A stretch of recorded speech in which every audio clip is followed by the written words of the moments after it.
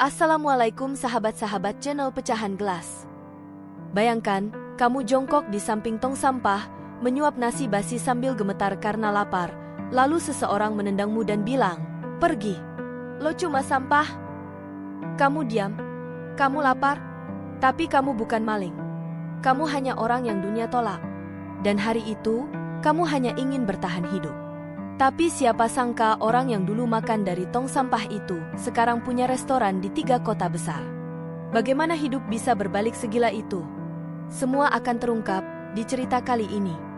Namun sebelumnya, jika Anda tertarik dengan cerita ini, silahkan berikan pendapat Anda tentang cerita ini. Apakah kejadian ini pernah Anda alami? Semoga yang sudah like dan subscribe ke channel ini selalu diberikan kesehatan dan dilancarkan rezekinya, dilunaskan hutangnya. Amin. Langit mulai gelap saat saya tiba di belakang restoran cepat saji itu. Perut saya berisik, sudah lebih dari 30 jam saya tidak makan. Air liur saya menetes sendiri ketika aroma ayam goreng dan nasi panas tercium dari ventilasi dapur belakang. Tapi saya tahu diri. Saya bukan pelanggan. Saya bukan orang yang layak berdiri di antrean kasir. Bahkan, saya bukan siapa-siapa. Nama saya Andra. Usia saya waktu itu 29 tahun. Saya baru saja kehilangan pekerjaan, kehilangan tempat tinggal, dan lebih parahnya, kehilangan harga diri. Saya menyelinap pelan ke area tong sampah belakang restoran. Ini sudah malam. Petugas sudah mulai membersihkan dapur. Mereka biasa membuang nasi sisa dan makanan yang tidak laku ke tong besar di ujung pagar. Saya sudah pernah ke tempat ini 3 kali. Tapi selalu gagal karena ada satpam jaga. Tapi malam itu, saya merasa cukup beruntung. Saya mengendap, jongkok, dan mulai membuka tutup tong besar itu. Bau campuran sisa minyak goreng dan nasi basi langsung menyengat hidung. Tapi perut saya lebih lapar daripada hidung saya jijik. Saya temukan kantong plastik hitam terbuka. Di dalamnya ada satu wadah styrofoam berisi nasi putih dengan sedikit sambal dan tulang ayam. Masih hangat. Entah siapa yang buang. Tapi bagi saya, itu makanan surga. Saya buka wadah itu perlahan. Tangan saya gemetar. Saya suap 1 sendok. Dingin. Tapi rasanya seperti nasi hajatan. Saya lanjutkan sendok kedua. Mata saya hampir berkaca-kaca. Di tengah gundukan kesengsaraan hidup, 2 sendok nasi sisa itu rasanya seperti pembalut luka. Dan kemudian, "Hei, ngapain kamu di situ?" Suara itu menggelegar. Saya menoleh cepat. Seorang satpam besar, tinggi, mengenakan seragam hitam, berdiri dengan senter mengarah ke wajah saya. Saya panik. Saya jatuh terduduk. Nasi di tangan saya tercecer ke tanah. "Kamu ini malingnya? Dasar pengemis jijik." Dia mendekat, dan sebelum saya bisa menjelaskan apa-apa, kakinya menghantam paha saya. Saya jatuh ke samping. Tangan saya terluka kena pinggiran besi tong. "Pergi dari sini. Jangan pernah balik lagi. Ini tempat makan orang, bukan tempat lo buang muka." Saya tidak menjawab. Saya hanya merangkak.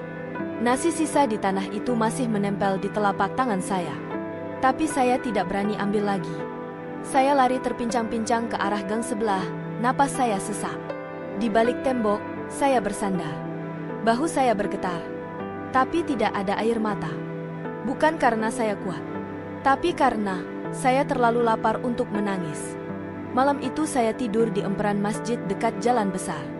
Saya menyelip di antara tiang dan pintu besi pagar, menghindari angin. Perut saya kosong, tapi lebih kosong lagi dada saya. Saya memejamkan mata sambil terus membayangkan 1 sendok nasi yang sempat masuk ke mulut tadi. Itulah makan malam saya. Dan besok, saya belum tahu apakah saya bisa bertemu sendok ketiga. Besok paginya saya duduk di tepi trotoar. Pakaian saya masih kotor.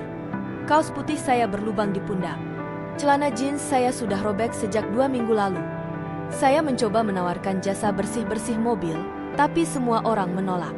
Mereka bahkan tidak mau menoleh. Jam 11 siang, saya mulai lemas. Sinar matahari makin panas. Keringat saya bercucuran. Lalu saya lihat sebuah warung kecil di ujung jalan. Warung nasi sederhana. Meja kayu panjang, tampak ada beberapa pembeli. Saya dekati pelan. Di depan warung itu ada tempat cuci tangan. Saya mendekat dan pura-pura mencuci tangan, Padahal saya diam-diam meminum air dari keran itu. Saya berdiri agak jauh. Saya lihat ada pelanggan yang menyisakan setengah nasi dan 2 potong tempe. Ia pergi terburu-buru. Saya tunggu beberapa menit. Saat saya beranikan diri untuk mendekat dan mengambil piring sisa itu. "Hei, ngapain kamu?" Pemilik warung, seorang ibu berusia sekitar 40-an, langsung mendekat. Wajahnya tegas. "Mau ngemis kamu? Pergi sana. Ini warung makan, bukan tempat orang buang muka." Saya tidak bisa berkata-kata. Mulut saya kering. Tenggorokan saya perih. Tapi tiba-tiba, dari belakang si ibu itu, muncul perempuan lain. Usianya mungkin 50-an. Berjilbab. Wajahnya letih tapi lembut. "Bu, biar saya aja," katanya. Dia mengajak saya duduk. Lalu mengambil 1 bungkus nasi dari meja. "Ini buat kamu. Makan dulu." Saya mengangguk pelan. Suara saya nyaris tak terdengar. "Makasih, Bu. Kalau kamu sungguh-sungguh, besok subuh bantu saya dorong gerobak sayur. Saya sediain makan tiap hari. Mau?" Saya tidak pikir panjang. Saya mengangguk keras. Itu pertama kali saya merasa masih ada orang yang lihat saya sebagai manusia. Dan disitulah hidup saya mulai berubah. Tidak cepat, tidak dramatis. Tapi pelan-pelan, langkah demi langkah, saya mulai belajar berdiri lagi. Tapi malam itu, di balik tong sampah, di sela tendangan satpam dan nasi sisa yang tercecer. Itulah awal dari semua yang akan saya bangun hari ini. Malam kedua sejak saya tidur di emperan masjid. Angin lebih dingin dari malam sebelumnya. Waktu menunjukkan jam 12 lewat. Suara kendaraan masih lalu lalang, tapi tidak ada yang menoleh ke arah saya yang meringkuk di sudut halaman pagar. Selimut saya hanya jaket bekas sumbangan dari tukang parkir yang kasihan siang tadi. Itu pun sudah sobek di bagian tangan. Saya berusaha memejamkan mata. Tapi sulit. Bukan karena bising. Tapi karena perut saya terus berteriak. Tubuh saya lemas. Kepala saya pusing. Tapi saya tetap membuka mata. Saya tidak tahu apakah besok saya masih hidup. Setahun sebelumnya, hidup saya sangat berbeda. Saya punya kontrakan kecil di pinggiran kota. Ukurannya sempit, tapi cukup buat saya sendiri. Saya kerja sebagai penjaga toko kelontong milik orang tua teman saya. Gajinya pas-pasan, tapi cukup untuk makan dan bayar kos.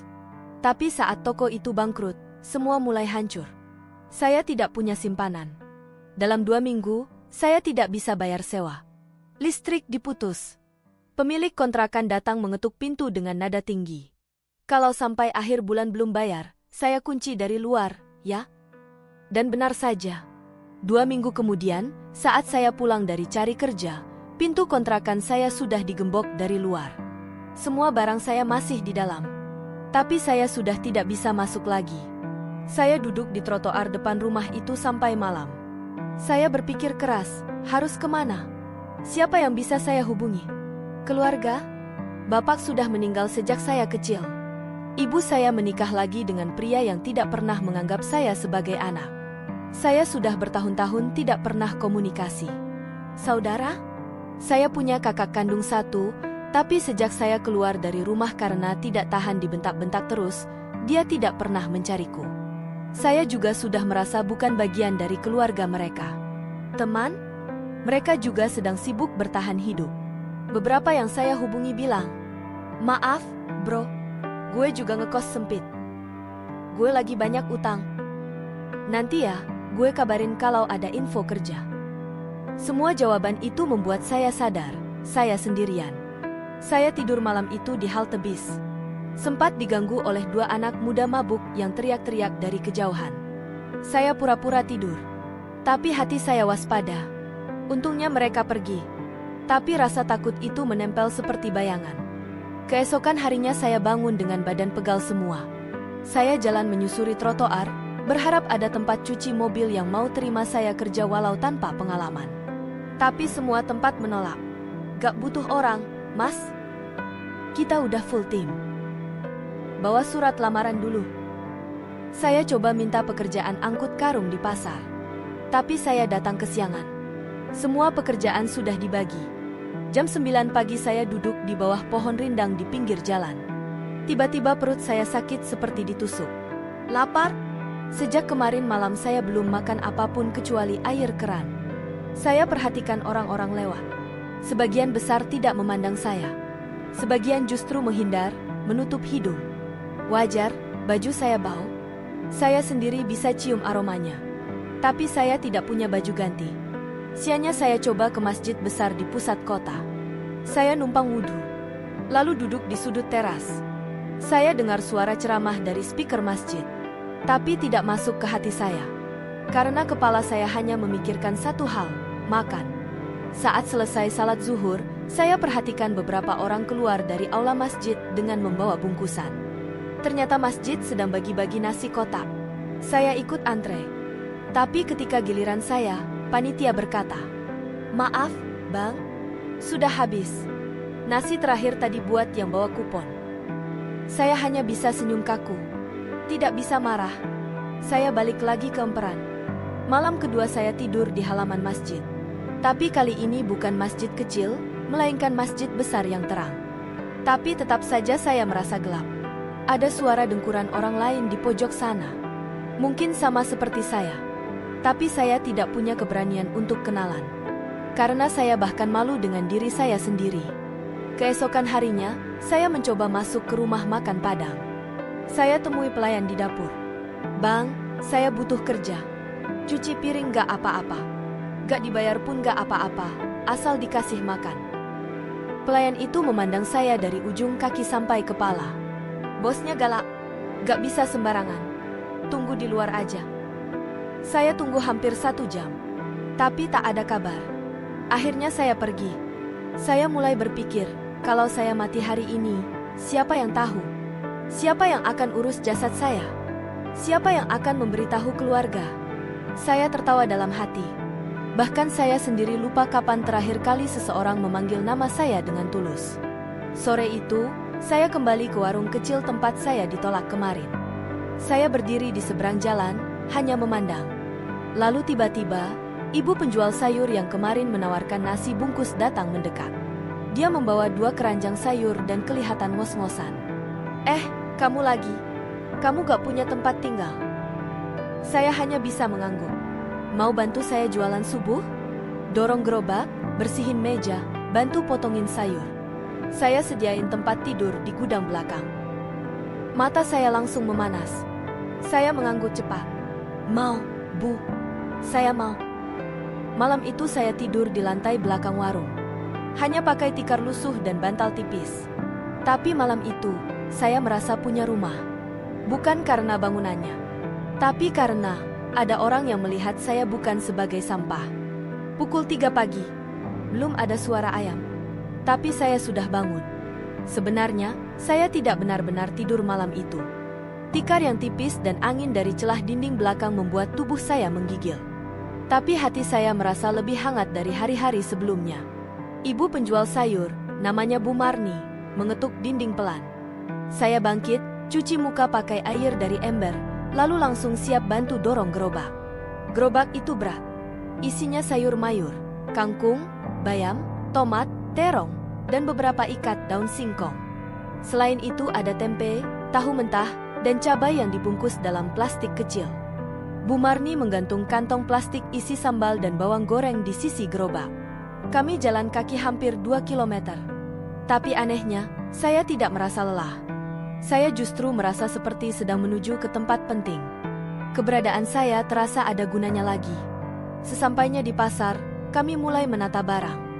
Bu Marni membentangkan terpal, mengelap meja, lalu mengatur sayuran agar terlihat segar dan rapi. Saya membantu dengan semangat. Tangan saya mulai terbiasa memilah wortel dari kentang, mengatur daun-daun supaya tidak layu. Jam 5 pagi, pembeli mulai datang. "Bu, kangkungnya 2 ikat ya. Tomatnya yang keras aja, jangan yang lembek. Tahu 5. Tapi yang gak kecut, Bu." Bu Marni melayani satu persatu dengan senyum. Saya berdiri di belakang, membantu mengambil kantong plastik, mengikatkan uang kembalian, dan kadang membawa belanjaan ke motor pembeli. Sekitar jam 7 pagi, kami mulai istirahat. Bu Marni mengeluarkan 2 bungkus nasi dari tas. "Ini buat kamu," katanya. Saya buka bungkusnya. Isinya nasi putih, tempe goreng, dan sambal terasi. Sederhana, tapi buat saya, itu lebih mahal dari nasi restoran bintang 5. Saya makan dengan lahap, tanpa sisa. Bahkan saya jilati jari sendiri karena sambalnya enak sekali. Bu Marni hanya tertawa kecil melihat saya. Besok kamu bantu lagi ya. Nanti saya tambahin lauknya. Saya angguk. Hari itu, saya merasa seperti bukan gelandangan. Saya merasa seperti orang yang hidup. Setelah selesai di pasar, kami pulang ke warung kecil Bu Marni. Dia punya warung nasi yang buka dari jam 10 pagi sampai habis. Di sanalah saya mulai ikut bantu bersih-bersih. Saya mulai dari bagian paling dasar, cuci piring. Tumpukan piring kotor berbau sambal, sisa kuah soto, dan nasi mengering jadi pekerjaan saya. Saya kerok-kerak nasi dari piring plastik, cuci piring-piring dengan air dingin dan sabun murah. Tapi saya tidak mengeluh. Sesekali saya menyendok air bekas minum pelanggan yang masih sisa di gelas, yang belum diminum, hanya tersisa karena terburu pergi. Saya tahu itu menjijikkan, tapi bagi saya saat itu, air putih yang tidak amis adalah berkah. Sore hari, saya bantu angkat galon, buang sampah, dan mengepel lantai warung. Bu Marni memperhatikan saya terus. Kamu kerja cepat, ya? Saya takut kalau saya lambat, saya gak bisa bantu terus, Bu. Dia tertawa lagi. Lalu kasih saya roti bolu kecil dan segelas teh manis hangat. Besok kamu bantu di dapur ya. Saya mau ajarin kamu motong bumbu. Itu pertama kalinya saya masuk dapur warung. Dapurnya sempit, banyak wajan dan panci. Ada 2 kompor gas, 1 tempat cuci sayur, dan banyak bumbu-bumbu di rak kayu. Saya belajar dari nol. Cara iris bawang yang benar. Cara kupas kentang cepat. Cara goreng tempe agar tidak meletup. Cara rebus sambal biar tahan lama. Tangan saya sering kena minyak panas. Saya juga beberapa kali salah potong, wortelnya terlalu tebal, cabainya kepotong serong. Tapi Bu Marni tidak pernah marah. Dia hanya berkata, pelan-pelan, yang penting kamu mau belajar. Hari berganti hari. Dalam waktu 2 minggu, saya sudah bisa bantu masak nasi goreng sederhana dan menyiapkan sambal terasi. Saya mulai hafal aroma dapur. Bau bawang putih digoreng, harum daun jeruk di kuah kuning, dan aroma santan mendidih, semuanya terasa akrab. Setiap selesai masak, saya selalu cicip sedikit dari piring yang belum disajikan. Bukan karena rakus, tapi karena saya ingin tahu rasanya. Dan saya mulai bermimpi. Saya mulai berandai-andai. Bagaimana kalau suatu hari saya bisa jualan nasi juga? Bagaimana kalau saya punya gerobak sendiri? Bagaimana kalau saya bisa masak bukan karena lapar, tapi karena ingin memberi makan orang lain? Tapi mimpi itu tidak langsung terwujud. Karena hidup belum selesai menguji saya. Satu malam, saat sedang bersih-bersih dapur, saya dikejutkan suara teriakan dari depan warung. Seorang pria tinggi, wajahnya kasar, datang menggedor pintu. Marni, kamu sembunyiin laki-laki di dapur? Saya mengintip dari balik pintu. Bu Marni panik. Ternyata itu suaminya, yang selama ini kerja di luar kota. Dia pulang tanpa kabar dan langsung menuduh saya yang macam-macam. Dia cuma bantu saya jualan. Dia tidur di gudang. Tapi dia bukan siapa-siapa. Ngapain tinggal di sini? Pria itu menghampiri saya, menarik kerah baju saya. Keluar kamu, jangan bikin malu istri saya. Saya tidak melawan. Saya hanya ambil tas kresek isi baju dan sandal saya, lalu keluar. Bu Marni menahan suaminya. Tapi saya tahu saya tidak bisa tinggal lagi di sana. Malam itu saya tidur lagi di emperan masjid. Tapi kali ini saya tidak lagi putus asa. Karena saya sudah punya satu hal yang tidak saya punya sebelumnya.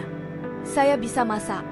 Setelah diusir dari warung Bu Marni, saya kembali tidur di emperan masjid untuk beberapa malam. Tapi pikiran saya tidak lagi hanya tentang bertahan hidup. Ada sesuatu yang terus memukul-mukul kepala saya, aroma tumisan bawang putih, suara mendidih minyak panas, dan rasa sambal yang membakar lidah. Saya rindu dapur, tapi bukan karena ingin kenyang, melainkan karena untuk pertama kalinya, saya merasa berguna. Pagi itu, saya berjalan kaki menyusuri deretan ruko di pasar tradisional. Beberapa ruko masih tutup, sisanya buka setengah pintu. Saya mencari tempat makan, bukan untuk meminta makan, tapi untuk mencari dapur. Saya berdiri lama di depan sebuah warung kecil. Namanya Warung Lestari. Di dalamnya ada satu ibu-ibu tua dan dua karyawan muda. Saya menunggu momen ketika warung sepi.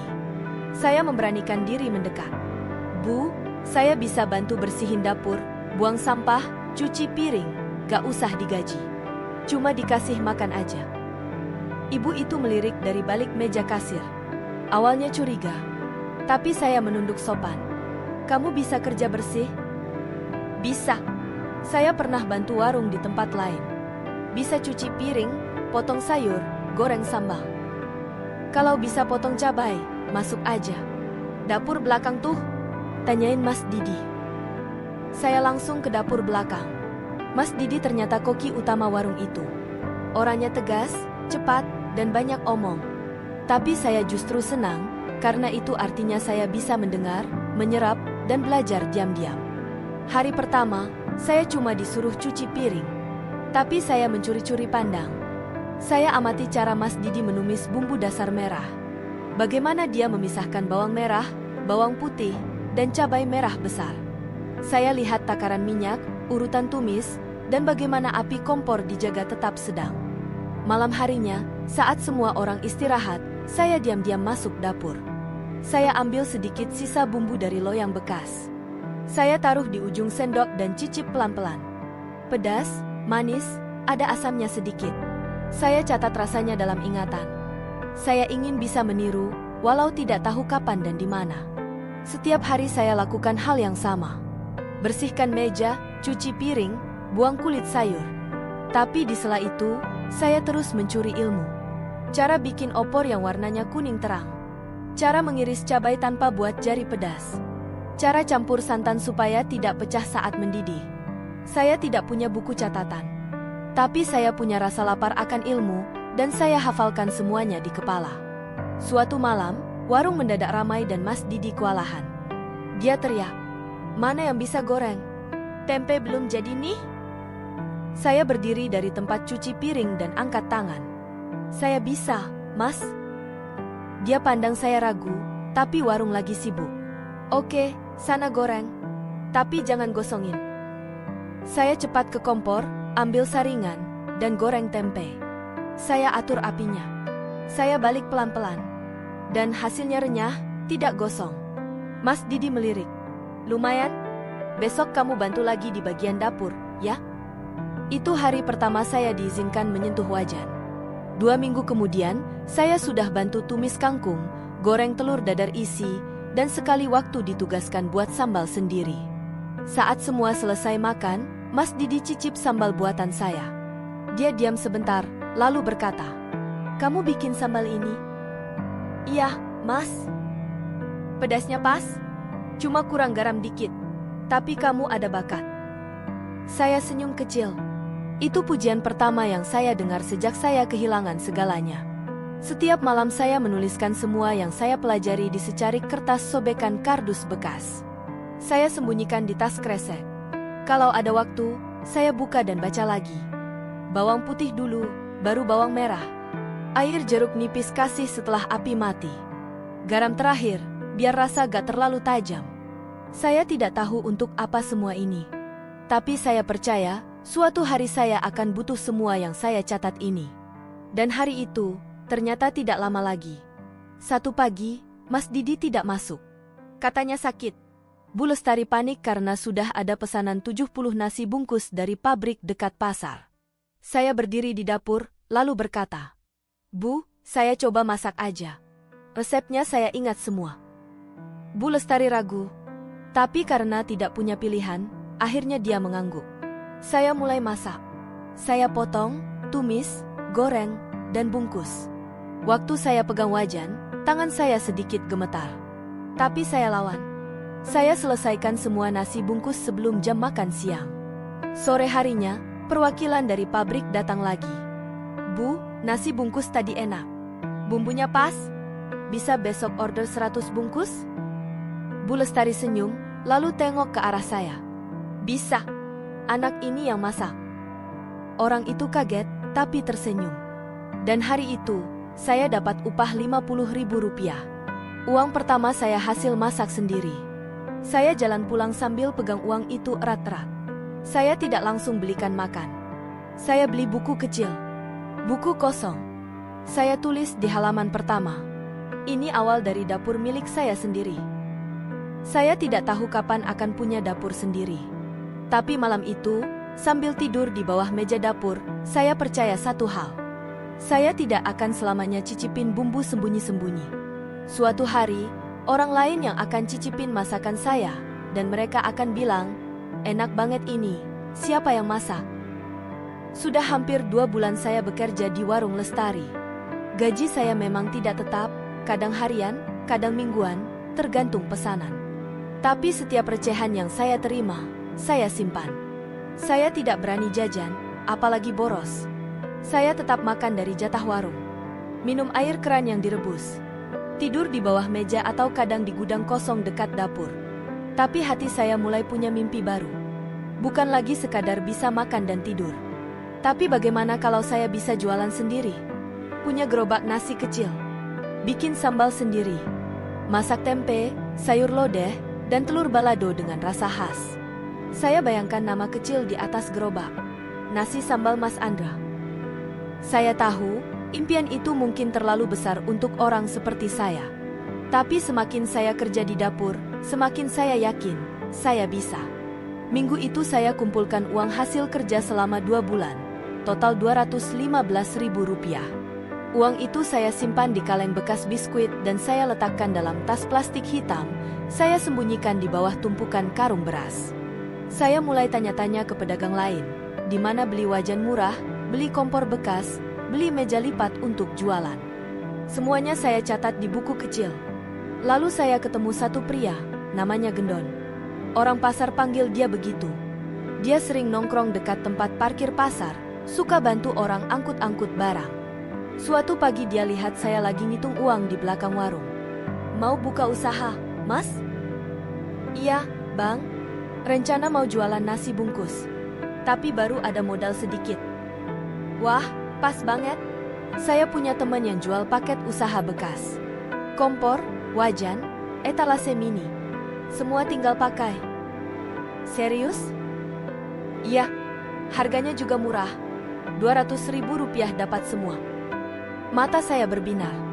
Seolah dunia membuka pintu besar. "Bisa saya lihat dulu barangnya?" "Bisa. Tapi dia simpen di rumah. Agak jauh. Tapi kamu percaya saya, kan?" Saya ragu. Tapi karena selama ini Gendon sering bantu orang pasar, saya pikir dia bisa dipercaya. "Gini aja, kamu kasih uangnya sekarang. Nanti sore saya anterin semua ke sini. Kalau gak jadi, saya balikin." Dan entah kenapa, saya percaya. Saya kasih uang Rp200.000 itu.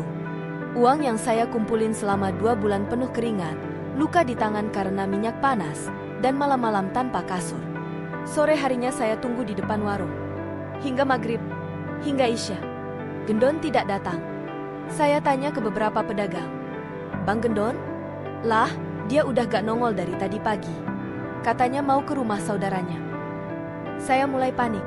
Saya lari ke pos parkir, ke belakang pasar, ke los-los sayur. Tidak ada yang lihat dia. Dia bawa karung besar, kayaknya kabur, "Mas." Dan saat itulah saya sadar. Saya ditipu. Saya terduduk di depan warung. Tangan saya gemetar. Saya buka kantong plastik, hanya tersisa recehan Rp15.000. Itulah seluruh hidup saya. Saya tidak menangis. Bukan karena kuat, tapi karena sudah terlalu sering rasanya dihancurkan oleh harapan. Saya tidak bisa tidur malam itu. Saya duduk di tangga belakang pasar, melihat orang-orang pulang bawa uang, bawa barang, bawa makanan. Saya hanya bawa kecewa. Besok paginya, saya bekerja seperti biasa. Tapi hati saya hancur. Saya masak sambil menunduk. Saya goreng sambal sambil memikirkan betapa bodohnya saya percaya orang begitu saja. Bu Lestari mendekat. "Kamu kenapa?" Saya ceritakan semuanya. Dia diam lama, lalu berkata, "Kamu jangan berhenti hanya karena satu orang jahat. Dunia ini memang banyak yang begitu. Tapi jangan kasih mereka kesempatan buat ngancurin kamu." Saya hanya mengangguk. Tapi kata-kata itu menempel kuat. Beberapa hari kemudian, ada pelanggan datang lagi. Ia bertanya, "Mas, sambalnya enak. Bisa pesan banyak gak buat hajatan?" Saya lihat Bu Lestari. Ia mengangguk. Coba kamu aja yang urus, ya, katanya ke saya. Saya mulai kerjakan pesanan itu sendiri. Dan dari sana, pesanan lain mulai berdatangan. Saya tidak lagi berpikir punya gerobak saat itu. Tapi saya mulai kumpulkan uang lagi. Kali ini saya lebih hati-hati. Saya beli wajan bekas dari pengepul.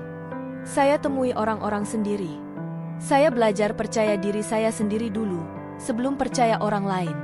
1 bulan kemudian, saya berhasil beli kompor bekas seharga Rp40.000. Dari wajan dan kompor itulah, saya mulai jualan lagi, tapi dari dapur kecil belakang warung. Saya tidak menyerah. Karena saya tahu orang yang pernah lapar dari tong sampah akan belajar menyimpan tiap butir nasi dan tiap rupiah dengan segenap nyawa.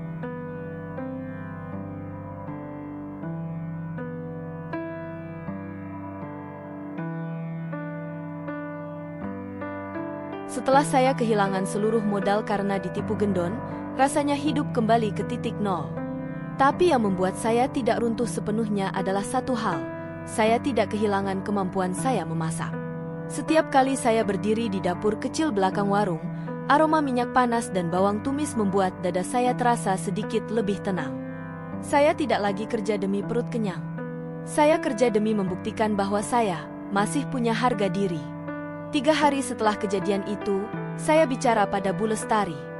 Bu, boleh saya pinjam kompor belakang 1 jam saja tiap pagi? Saya mau masak sendiri. Gak banyak, cuma buat mulai jualan kecil-kecilan. Bu Lestari berpikir sejenak. Lalu angguk. Asal gak ganggu dapur utama, silakan. Tapi kamu sendiri yang bersihin dan bawa bahan sendiri, ya?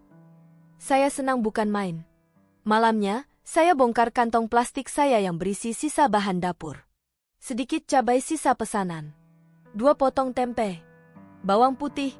Garam. Daun jeruk kering. Saya belanja tambahan. 1 ikat kangkung, 2 piring nasi putih dari warung tetangga, dan kantong plastik untuk membungkus. Semua saya masak jam 4 subuh. Saya goreng tempe hingga renyah, tumis kangkung dengan terasi sisa, dan bikin sambal merah khas yang selama ini saya pelajari diam-diam. Saya bungkus semuanya menjadi 5 nasi bungkus. Jam 6 pagi saya duduk di pinggir trotoar depan pasar. Saya taruh 5 bungkus nasi di depan saya, tanpa papan, tanpa meja. Hanya bekas koran. Saya hanya diam. Tidak teriak. Tidak tawarkan. Saya malu. Tapi satu anak kecil, lusuh, pakai kaos longgar dan celana bolong, mendekat sambil bawa gitar kecil. Bang, ini jualan ya? Saya kaget. Iya, Dek. Nasi bungkus. 1000-an aja. Tapi kalau gak ada uang, boleh ambil. Dia keluarkan recehan dari saku plastiknya. Rp500 perak. Saya kasih 1 bungkus. Dia duduk di ujung trotoar, makan pelan-pelan. Saya perhatikan dari kejauhan. Dia makan lahap. Sesekali jilat jari. Selesai makan, dia mendekat lagi. Bang, ini enak banget. Kayak masakan ibu. Tapi ibu saya udah gak ada. Saya terdiam. Bang, jangan berhenti jualannya. Saya bakal beli lagi kalau punya uang. Lalu dia pergi. Bawa gitarnya. Masih muda. Gurus. Tapi kata-katanya lebih besar dari dunia. Besoknya saya buat lagi 5 bungkus. 1 buat si bocah pengamen, 4 lagi untuk siapapun yang mau beli. Hari itu 1 penjual koran beli 1 bungkus. Seorang kuli bangunan juga beli. Sisanya saya bagikan. Tapi setiap senyum dari mereka yang makan nasi saya, menumbuhkan kepercayaan di dada saya. Hari demi hari, saya tambah jumlah bungkusnya. Dari 5 jadi 8. Lalu 12. Modalnya tetap saya kumpulkan dari kerja bantu dapur Bu Lestari. Suatu pagi, bocah pengamen itu datang lagi. Bang, saya promosiin ke teman-teman ya. Saya bilang ini nasi paling enak di pasar. Saya tersenyum. Boleh banget, Dek. Terima kasih. Keesokan harinya, 3 bocah lain ikut beli. Lalu 2 kuli langganan beli 2 bungkus. Dalam seminggu, nasi saya selalu habis sebelum jam 8 pagi. Satu sore, Bu Lestari manggil saya ke dapur. Andra, mulai sekarang kamu gak usah bantu saya di dapur. Tapi kamu boleh pakai dapur saya buat masak jualan kamu. Gratis? Saya kaget. Bu, kenapa? Karena kamu sudah mandiri. Dan kamu masak dengan hati. Saya tambah semangat. Saya beli meja lipat dari pasar Loa. Saya ket nama kecil di atasnya. Nasi sambal Mas Andra. Saya tambahkan banner kertas dengan tulisan tangan. Makan enak gak harus mahal. Penjualan naik. Saya bisa jual 20-30 bungkus per hari. Kadang sampai 40. Saya sisihkan Rp5.000 per hari untuk beli piring baru, pisau, dan beli tahu atau telur lebih banyak. Suatu malam saya teringat bocah pengamen itu. Sudah 2 hari dia tidak datang. Saya tanya ke pengamen lain. Katanya anak itu sakit demam dan tidur di pos ronda pasar. Saya bawa 1 bungkus nasi hangat dan teh manis. Saya temukan dia meringkuk dengan jaket lusuh. Saya selimuti dengan sarung bekas yang saya punya dan kasih dia nasi. Dia membuka matanya. Lemah? Bang, makasih ya. Nanti kalau saya sembuh, saya bantu abang lagi. Saya elus kepalanya. Kamu udah bantu saya banyak banget, Dek. Hari itu saya sadar. Saya tidak cuma jualan nasi. Saya menyambung nyawa. Dan semua berawal dari satu anak kecil yang berkata dengan polos. Bang, masakan abang enak. Jangan menyerah ya.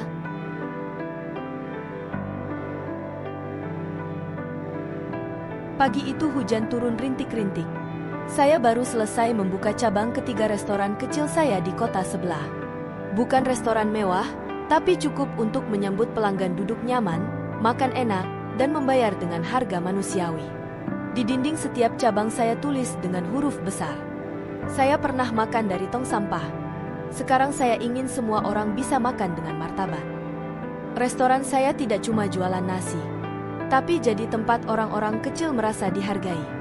Saat itu saya duduk di teras sambil mengecek daftar bahan untuk stok minggu depan. Seorang pria tua berjalan pelan mendekat. Jalannya pincang, bajunya lusuh, tubuhnya kurus. Di tangannya, ada bocah kecil menggenggam jari tuanya. Saya kenal wajah itu. Walau sudah lebih tua dan keriput, saya tidak mungkin lupa. Dia satpam yang dulu menendang saya saat mengais nasi sisa di tong sampah. Dia berdiri di depan saya. Matanya tidak berani menatap. Mas, saya cuma mau minta maaf. Dulu saya pernah usir kamu, tendang kamu. Sekarang, saya gak punya kerja. Cucu saya belum makan sejak pagi. Saya berdiri, menatap wajah yang dulu membuat saya merasa seperti sampah. Tapi hari ini, saya berdiri di tempat berbeda. Saya rangkul pundaknya pelan. Di sini, Bang, semua orang yang lapar berhak makan. Duduk, ya. Nasi dan lauk hari ini gratis. Dia mulai menangis.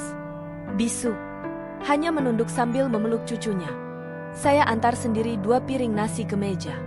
Saya lihat cucunya makan lahap. Saya tersenyum. Bukan karena saya merasa menang, tapi karena saya tidak perlu membalas dendam. Untuk tahu saya sudah menang. Hari itu, saya berdiri di depan dapur, melihat panci-panci besar, kompor menyala, dan antrean pengunjung yang terus datang. Saya tahu, saya bukan lagi Andra yang tidur di emperan masjid. Saya bukan lagi pemuda yang makan dari tong sampah.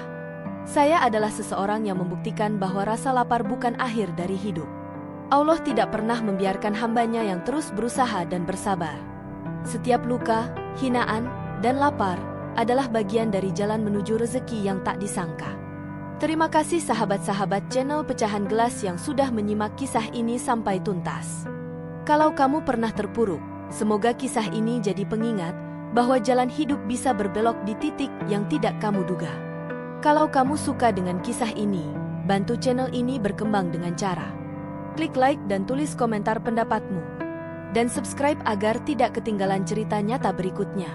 Semoga yang sudah like dan subscribe ke channel ini selalu diberikan kesehatan, dilancarkan rezekinya, dan dilunaskan hutangnya. Amin. Sampai jumpa di kisah nyata selanjutnya. Wassalamualaikum sahabat-sahabat Pecahan Gelas.